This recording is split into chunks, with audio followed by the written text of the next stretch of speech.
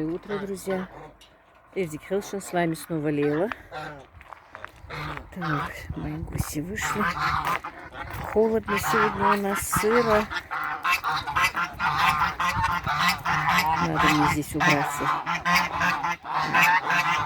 Такого хорошего веника нет. Надо купить веник. И сегодня обязательно убраться. Хотя и холодно, но надо будет, наверное, неудобно. Никогда не дадут поговорить. Так, и надо мне вот этот вот забор помыть. Помните, я тут сделала бассейн им небольшой летом, когда они были поменьше, конечно. Вот теперь надо будет откуда-то и землю сюда привезти, и забор помыть. Но сегодня забор мыть не буду, потому что холодно, боюсь, что... Но поднести надо, неудобно очень. Пошлю и брашку за веником хорошим таким, специальным, из веточек, который. Сегодня обещала прийти одна женщина купить у меня гусей. Хочу продать. Не знаю, она говорила, что двоих хочет купить на развод. И вот сегодня обещалась прийти, посмотрим. Просто хочу продать гусей и купить на это мясо. У меня закончилось мясо говядины. Хочу мясо купить. Я не очень-то, я уже говорила, что люблю гусиное мясо. А так без мяса не могу, если честно. Я даже не знаю, что готовить, когда нет дома мяса. Так. Ну все, пошли. Ой, холодно прям. Поясница болит. Я завязана в поясницу, завязала этим пуховым платком. Мне мама пуховый платок дала. Что-то не знаю, вот как только заболела, болит поясница. Так.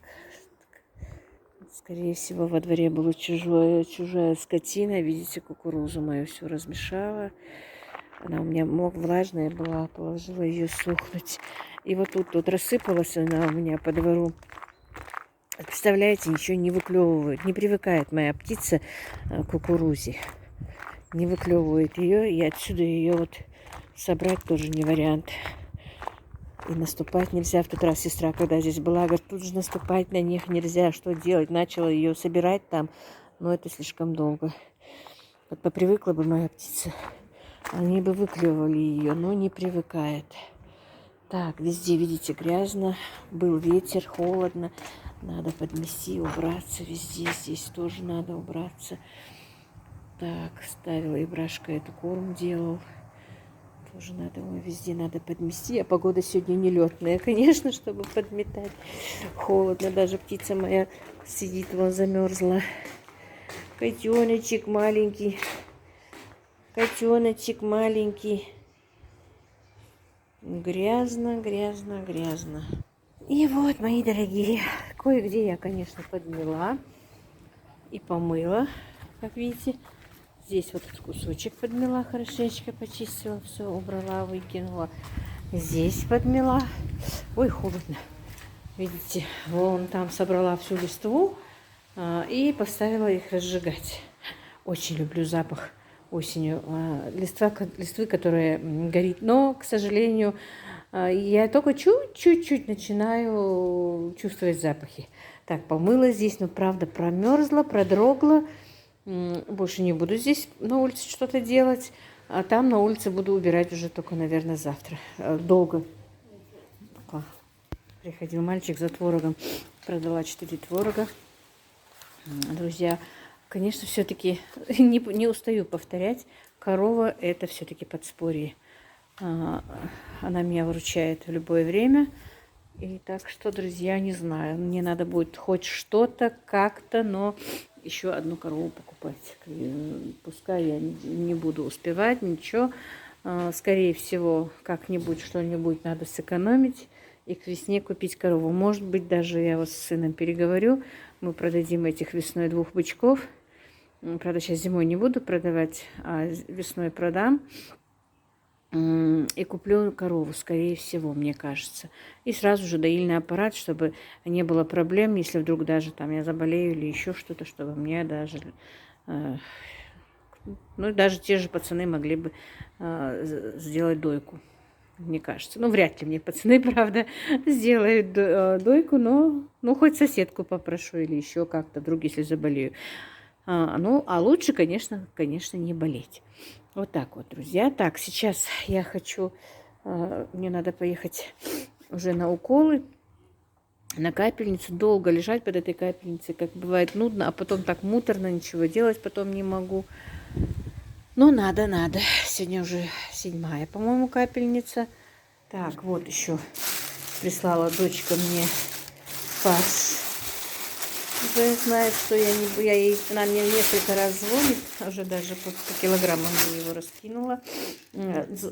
Звонит, говорит: мама, давай быстрее делай заказы, я не успеваю, помогай мне. Я, чтобы отникиваться и все время что-то говорила, а сегодня она звонит, я говорю: у меня мяса нет, я не могу сделать. Она говорит: ладно, я тебе пришлю фарш, который я купила себе, сделала. Но она не фарш покупает, мясо, конечно, покупает, пропускает его. Пожалуйста, сделай заказы. Вот, прислала мясо, фарш прислала, не знаю. Сегодня, наверное, ну, хотя бы чуть-чуть надо будет сделать. Ну, если я сделаю, вы, конечно, это увидите. Так, мне сейчас надо быстренько здесь помыть полы. На кухне полы страшно грязные. Пацаны заходили с ногами. В смысле, с ногами-то и так заходят, но в обуви, как в обуви. Просто видите, какой у меня бардак везде. Уехал старший сын, собирался, тут вообще бардак, поели, и не знаем даже, что тут они тут делали без меня. Я там была, и на улице была, и там в доме была, убиралась. Короче, вот такой вот бардак у меня на кухне. Полы показывать не буду, они настолько страшные, они не разувались, заходили в грязной обуви. Сейчас быстренько помою полы. Так, варится у меня фасоль. Хочу фасолевый суп, очень давно хотела его. Вот пока варится. На обед быстро сделала макароны по-флотски. Это то, что осталось. Ну, вот так вот, друзья, сегодняшний день у меня протекает. Сейчас уже 2 часа скоро, так что мне надо быстро переодеваться. Больше ничего делать не успею. Сейчас быстренько тут чуть-чуть приберусь. Помою быстро полы, вдруг еще без меня кто-то придет. Это вообще страшно, что тут творится. И побегу на уколы. А потом после уколов, не знаю, если я буду себя более-менее нормально, комфортно чувствовать, то уж придется мне делать манты, наверное. Ну, хотя бы с килограмма фарша постараюсь сделать, чтобы хотя бы дочка от меня отстанет. Ну, и в принципе мне и самой, конечно, это хорошо. Нужны деньги, чтобы чуть-чуть что-то заработать. А то я действительно на этот раз очень сильно потратилась. Хотя мне помогли и сын, и дочка, и все помогли, но тем не менее деньги потрачены на лекарства, на эти все анализы, на все эти процедуры. Ну, ничего, лишь бы мне помогло, а там деньги дело наживное, друзья. Так что вот как-то так. Так, мне еще кто-то писал, что не заходи, ну, быстро увозите маму, у вас ковид. Куда я маму увезу, друзья? Мама уже перенесла ковид, поэтому мне брат и говорит: ты бы, говорит, привезла кого-нибудь, показала бы, говорит, что 87 лет, мама перенесла ковид и ничего, нормально себя чувствует. Так что, друзья, она уже перенесла ковид, буквально недавно, месяца 4 только как. У нее все уже нормально, все хорошо. Ну, по идее, я стараюсь, конечно, меньше с ней контактить, заходить к ней в комнату, реже захожу. Если даже захожу, то захожу в маске. И кушать она с нами не заходит, вот пока мы тут болеем, я заносила ей туда, к себе. Она вообще-то и очень редко сюда заходит на кухню, не хочет, говорит, то ей плохо, то ей то ей это.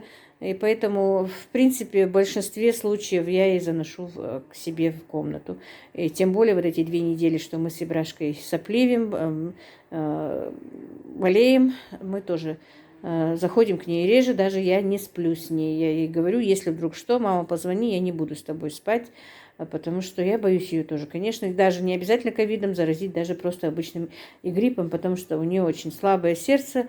Она и сейчас на таблетках, утром принимает 5-6 препаратов, на ночь 5-6 препаратов. Так что, конечно, маму мы бережем по-любому. Вот так вот. Ну все, друзья, сейчас пошла к врачу. И, ну, может быть, сегодня еще что-то поснимаю, может быть, нет. Спасибо вам еще раз, дорогие мои. Всех благ вам. Так, мои дорогие, добрый день еще раз. Приехала после капельниц, дорогие мои. Ну, немного посидела, я обычно немного или посижу, или полежу. Решила докончить свой суп фасолевый. Значит, я и зажарку сюда под морковь, лук поджарила, кинула картошечки, фасоль уже сварилась, и теперь заливаю сюда молоко. Дорогие мои, вы, наверное, удивитесь, как и я когда-то, что в фасолевый суп наливают молоко. Но обычно, когда, ну, раньше у меня в доме, у моих родителей, мы фасолевый суп делали, ну, как, во-первых, и борщ делали с фасолью, и делали фасолевый суп тоже, если не в борщ, то просто так, тоже с зажаркой, с томатом, ну, и со всеми этими, как обычно, без молока. А когда я вышла замуж, и первый раз, когда мне сказали, что нужно варить фасолевый суп, ну, я, как обычно, начала делать все, что как у себя дома делаю. И мне потом сказали, что они в фасолевый суп добавляют молоко, друзья. И с тех пор в основном я готовлю с молоком.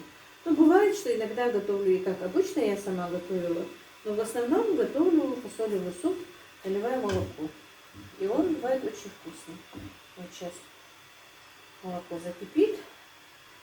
Я налью и покажу вам, как он получается. Суп. Вот, пока он должен, теперь молоко должно закипеть. Так, и мои дорогие, мой суп готов. Я закину теперь зелень.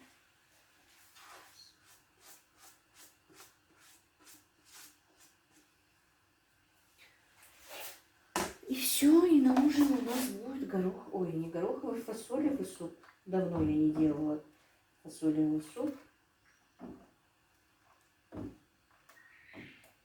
Обычно, вот, когда наливается молоко, суп варится не на бульоне, а просто на воде, друзья. Вот.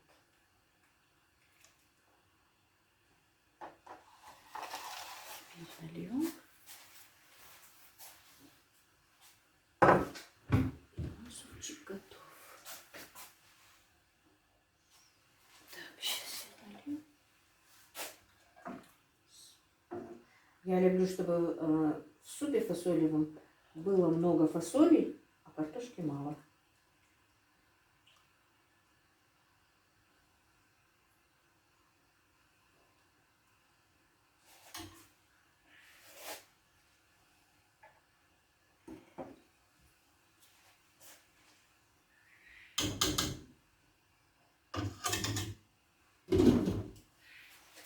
Так, я сейчас еще немножко добавлю зелень.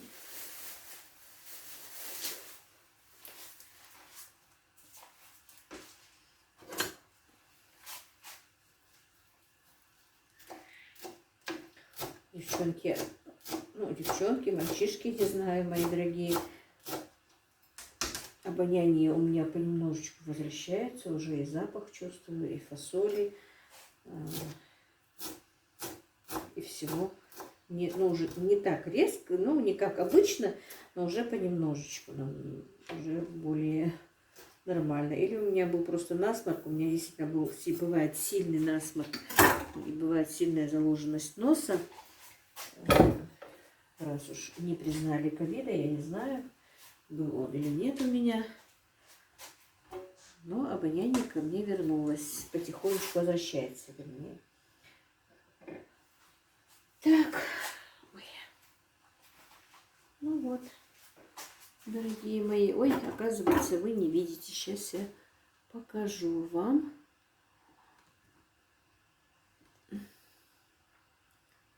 Вот.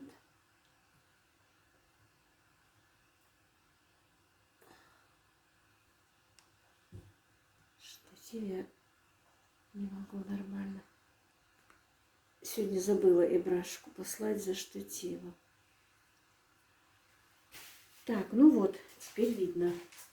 Вот, друзья, мой фасолевый суп.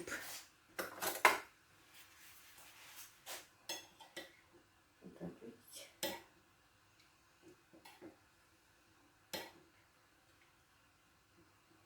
И сделаю салатик на ужин. И наш ужин готов. Ну вот как-то так, друзья. Не знаю. Просто показала вам, что я сегодня сделала.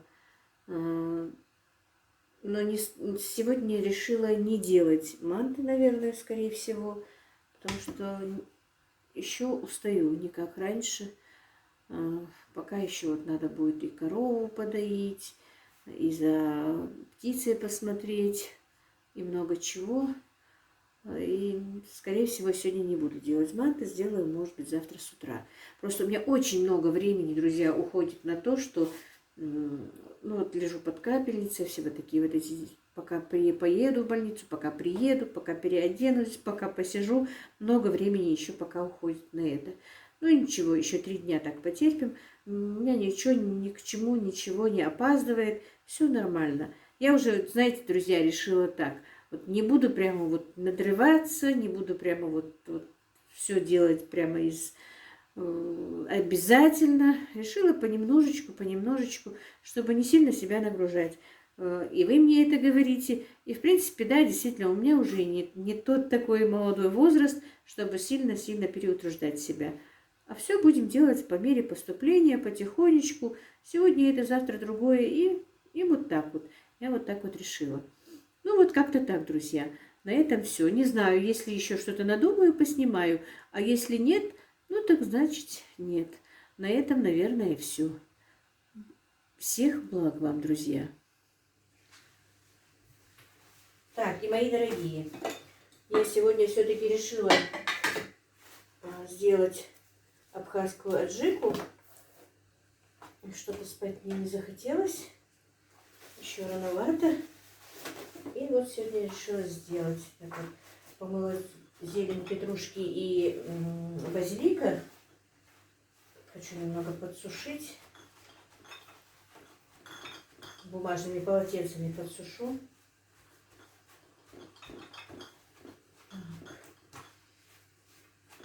Хоть ее и мне нельзя есть, но я ее сделаю, потому что я оставила немного перчика, видите. Так, дорогие мои, я уже знаю, что мне будут что-то писать, мне будут что-то говорить, что это не абхазская аджика или еще что-то, я не знаю. Дело в том, что этот рецепт я еще давным-давно, лет 5-6 тому назад, вычитала в интернете. Он мне понравился, я приготовила. Сначала приготовила немножечко. Мне понравилось. И я с тех пор его вот так вот немножко делаю. Если честно, даже не немножко, а какое-то время я его даже делала много. И тоже, друзья мои, продавала. Ну, конечно, уже такие... Ну, у меня были такие маленькие специальные баночки, даже вот меньше этих. Красивенькие такие. Ну, конечно, тогда аджика была дорогая. Просто я ее сначала, когда готовила, я ее готовила не для продажи, а просто так, чтобы посмотреть, что это. Вы знаете, я люблю готовить разные, особенно засолки, вы, наверное, может быть, и заметили. И очень много перепробовала разных рецептов в интернете. Ну, не именно абхазской аджики, а именно каких-то солений, там, с баклажанами, еще с чем-то.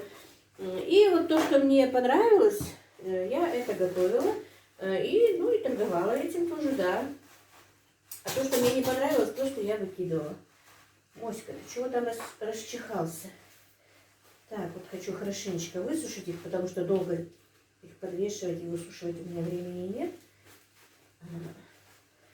И эта аджика, опять-таки, хранится у меня в холодильнике. Друзья, написано в рецепте, что нужно хранить в холодильник. Потому что сюда ничего не добавляется. Ни сальцилка, ни уксус, ничего.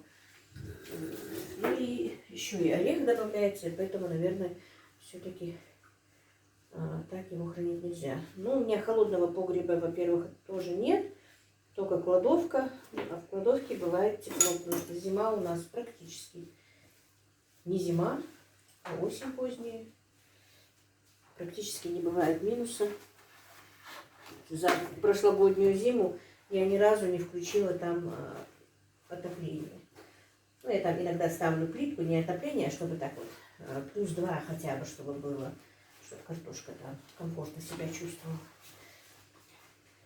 Так, вот все подсушили. И теперь я вам скажу, наверное, ингредиенты, какие мне нужны. Так, это все пока отложим. Так, и вы знаете, вот я хотела, да, я рассказываю об этом. Я приготовила ее для себя, но один мой знакомый, ему очень понравилось. И ну, это еще тогда, когда мы вот торговали на точке, стояли, это арендатор. Он попробовал ее и повез куда-то, я не знаю, ну, с друзьями куда-то они ехали, туда повез с собой. И очень она понравилась там тоже мужчинам. Именно мужчинам-друзьям, потому что она остренькая. И из-за василька такой у нее приятный запах, еще и кориандр. Короче, она понравилась, и этот человек у меня стал заказывать ее. Ну, тот мужчина, с которым он ездил. И вот я ее готовила даже вот на заказ для него какое-то время. Была дорогая, я не помню сейчас, сколько стоила она у меня, но была дорогая, я помню. Но этот человек не платил, хоть и дорого, но он не платил, потому что она ему нравилась. Ее, конечно, много не съесть. Действительно, девочки, она острая, девочки, мальчики. Но чуть-чуть вот намазать, чуть-чуть, особенно на холодное мясо. Я очень люблю вот вареное холодное мясо. Остается вот после галушек. Обычно у нас же у чеченцев и ингушей мы постоянно варим мясо, все-таки очень часто, и оно остается. И вот с холодным мясом очень вкусно бывает. Потом с чем? Ну, хоть с чем, в принципе, с картошечкой.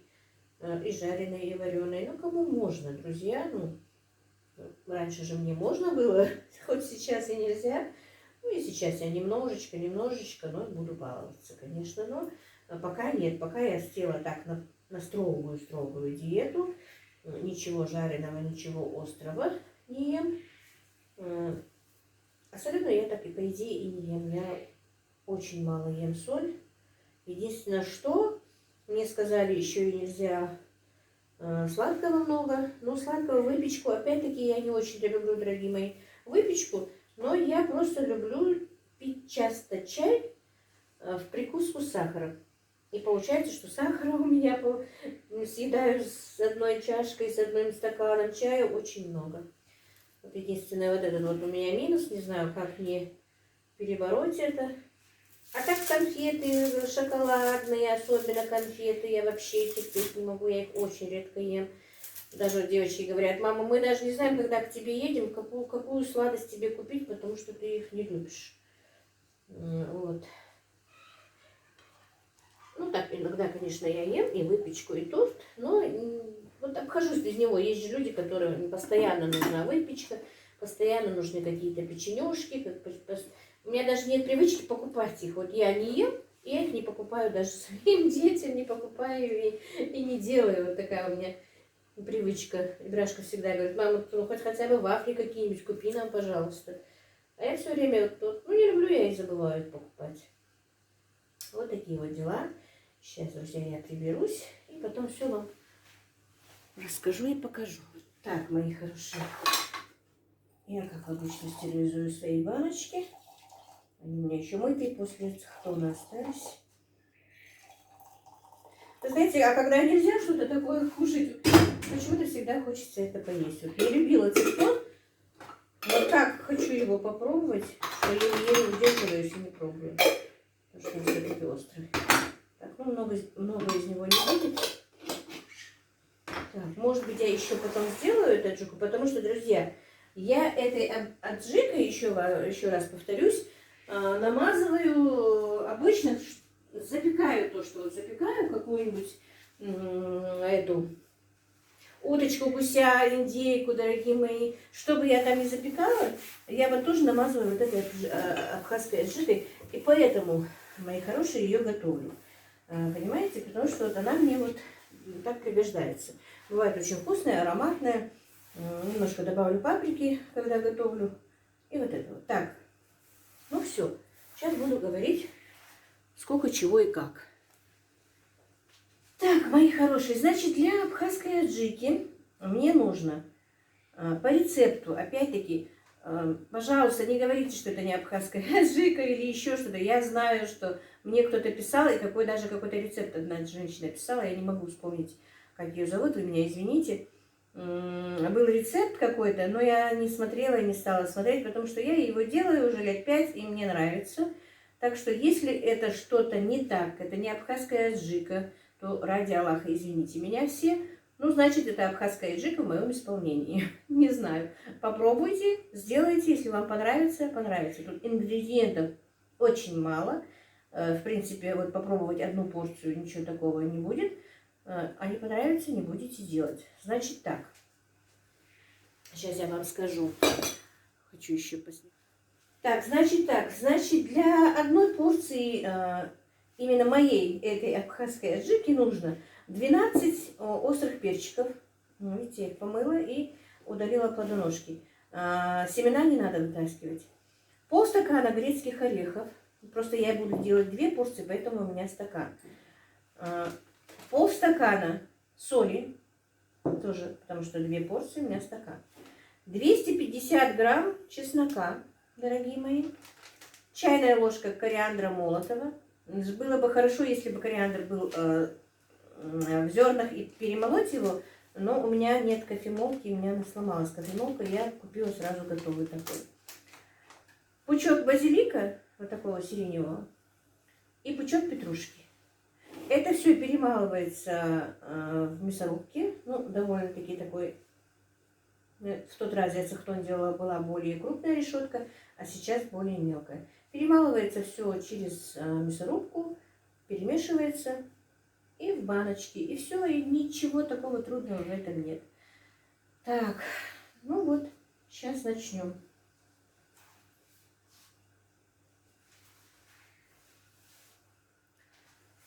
Так, сейчас пропустим это все через мясорубку. Сейчас достану чашку, миску. Будет шумно, наверное, но я все-таки включу.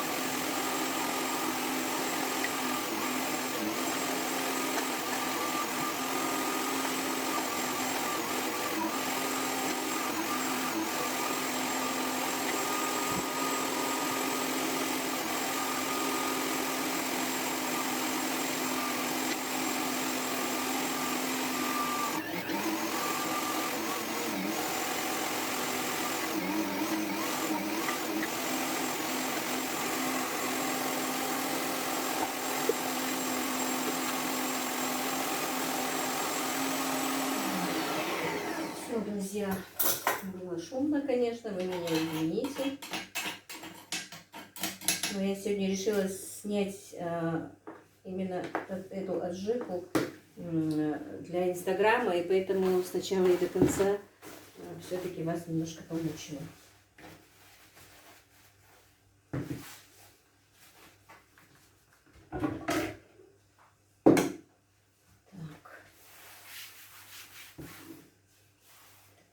стоит. Значит, так.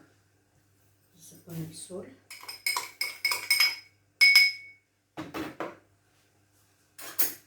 По рецепту, как я сказала, 1 чайная ложка, но у меня вот на 2, ну, на 2 порции. И вот такая вот ложка кориандра молотого. Вот видите? Но если вы сможете смолоть сами, она будет, конечно, намного ароматнее.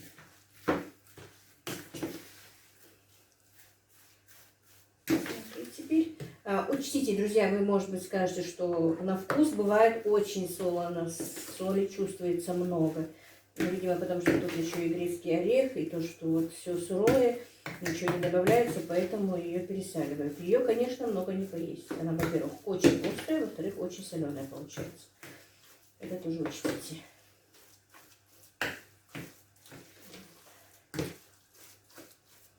Ну, сразу же она бывает не очень вкусная, пока вместе там свои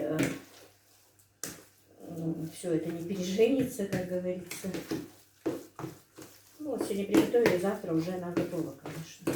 Часа через 2-3 тоже можно уже ее употреблять. Видите, какого она цвета получается. Очень интересная, очень пахучая и очень вкусная.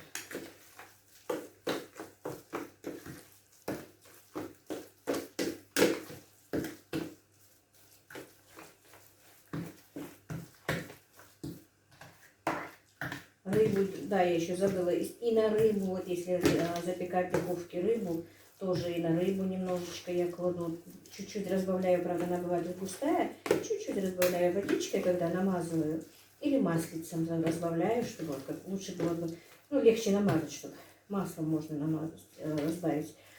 Если даже майонезом делаете, то и даже майонезом можно в майонез добавить. Ну, намазываете, например, на курочку, на удочку майонез, то можно и майонез добавить.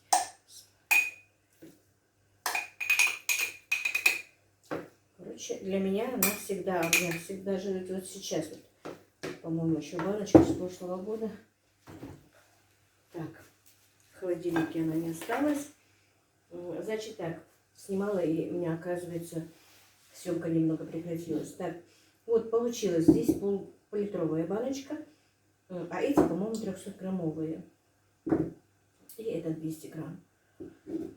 Так, 600, кило 100, кило 300. Ну вот, кило 300 где-то получается с этих ингредиентов моих. Ну все, друзья, на этом я закончу. Уже поздно, 11 час ночи. Сейчас быстренько приберу здесь и на боковую, как говорится, отдыхать. Вам всем благ. Спасибо вам огромное за ваши комментарии. Спасибо за то, что просматриваете. А кто зашел ко мне сегодня первый раз, если вам не трудно, подпишитесь. Если вам интересно, конечно, подпишитесь. Ставьте лайки. Ну вот так вот. Как-то так.